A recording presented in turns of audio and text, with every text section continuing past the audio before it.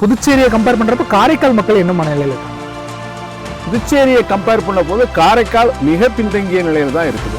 ஏன்னா புதுச்சேரி அரசினுடைய எந்த திட்டங்களும் குறித்த காலத்தில் புதுச்சேரியில் இருக்கக்கூடிய மக்களுக்கு சென்று சேருகின்ற மாதிரி காரைக்காலுக்கு வந்து அடைவதில்லை.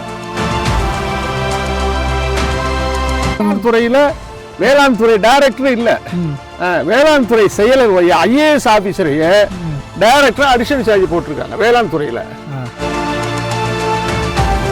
கல்வித்துறை அமைச்சராக இருந்த கமலக்கண்ணன் அவர்கள் வந்துட்டு இங்கே வந்து ரைட் டு எஜுகேஷன் படி ஒரு ப்ரைவேட் ஸ்கூல்ஸ்லேயும் 25% வந்துட்டு இங்கே வந்துட்டு ஸ்டூடெண்ட்ஸ்க்கு ஃப்ரீயாக வந்து எஜுகேஷன் தரலாம் அப்படின்னு நாங்கள் இங்கே கொண்டு வந்தோம். பாரத பிரதமர் இங்கே கொண்டு வந்தார். ஆனால் இங்கே அதை புதுச்சேரியில் மட்டும் அதை இம்ப்ளிமெண்ட் பண்ணலாம். அவங்க காலேஜஸ்லேயும் ஸ்கூல்ஸ்லேயும் இதனால ஒரு ஸ்கூல்லையும் கிடைக்க வேண்டிய வாய்ப்பை இங்கே நிராகரிச்சுட்டாங்க. அதில் அவங்க ஒரு பெரிய இங்கே வந்து ஒரு கையாடல் நடந்துச்சு அப்படின்னு ஒரு குற்றச்சாட்டை நேரடியாக அவர் வச்சார். விவசாயம் உங்களுக்கு ரொம்ப பிடிக்குமோயா? ஆமாம், எனக்கு என்னுடைய சுவாசம் விவசாயம்.